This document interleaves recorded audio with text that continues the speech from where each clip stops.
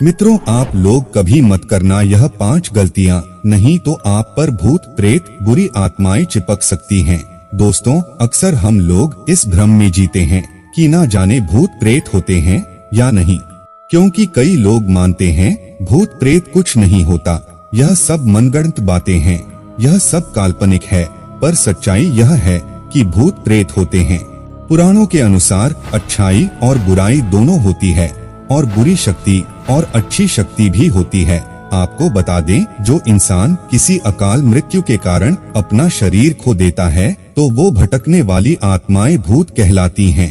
तो ऐसे में हम यह जानते हैं कि वह 5 कौन सी गलतियां हैं जिनको करने से भूत प्रेत शरीर पर आ सकते हैं या आपके अंदर प्रवेश कर सकते हैं। तो चलिए जानते हैं। मित्रों, नंबर 1, कभी भी किसी पेड़ के नीचे पेशाब मत करना। अक्सर आप कहीं भी उतरकर पेशाब कर देते हैं या किसी भी स्थान पर थूक देते हैं। ऐसे में आप जमीन पर या पत्थर पर पेशाब करते हैं तो थोड़ा संभल जाइए। पेशाब करने से पहले आप आसपास जरा ध्यान से देखिए कि वहाँ पर कोई शमशान घाट या कब्र ना हो, या फिर वहाँ पर कोई मंदिर ना हो।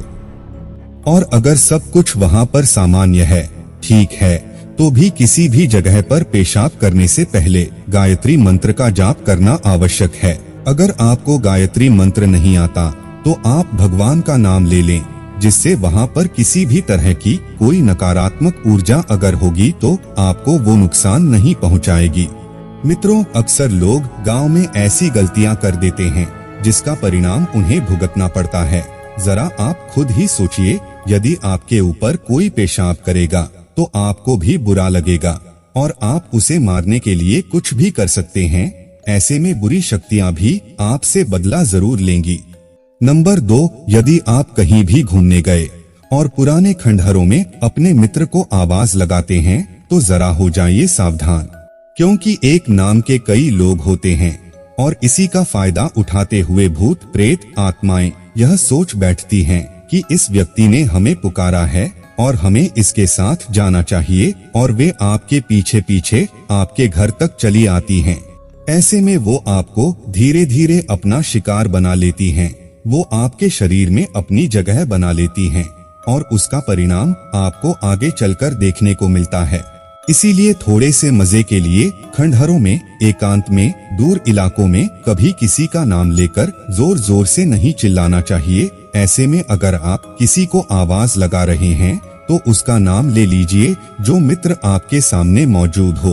बिन वजह खंडहरों, बिल्डिंगों में आवाज नहीं लगानी चाहिए, क्योंकि जब किसी व्यक्ति पर भूत आता है तब बाद में उसका खुलासा होता है। भूत कहता है, इसने मुझे पुकारा था तो मैं आ गई या आ गया, और मैं अब इसके शरीर से जाने वाली नहीं। इसीलिए विशेषकर इन बातों का आप ध्यान रखें।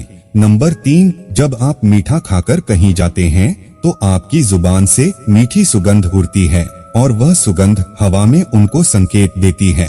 ऐसे में आप एकांत से गुजर रहे हैं, तब आपके पास कोई ऐसी बुरी शक्ति होती है जिसके मन में मरने से पहले मीठा खाने की इच्छा या खाना खाने की इच्छा अधूरी रह जाती है, और इसी कारण वो ये सोचने लगती है कि यह दोबारा मीठा जरूर खाएगा और हम इसके माध्यम से उसकी अनुभूति कर लेंगे।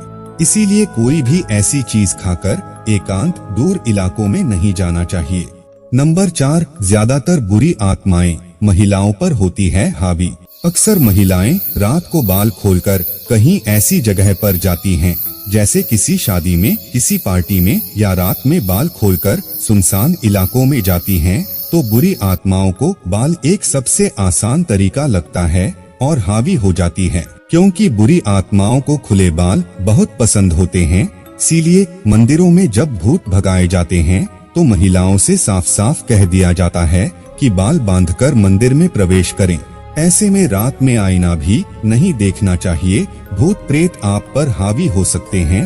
साथ ही साथ शमशान घाट या कब्रिस्तान के आसपास परफ्यूम लगाकर नहीं जाना चाहिए। भूत प्रेतों को खुशबू बड़ी पसंद है और आकर्षित हो जाते हैं।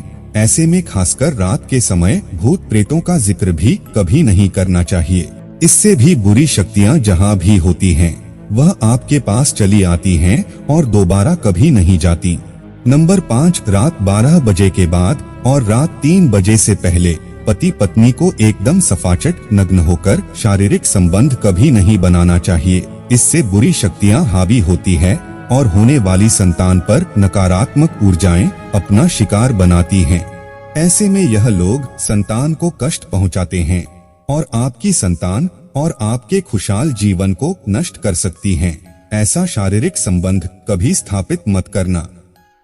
मित्रों, अगर आप भी चाहते हैं कि भूत प्रेत आत्माएं आप लोगों से हमेशा दूर रहें, तो बजरंगबली का नाम कमेंट बॉक्स में जरूर लिखें और हनुमान चालीसा का पाठ अवश्य करें। और मित्रों, हमारे पवन पुत्र के लिए एक लाइक तो बनता है। जय श्री राम।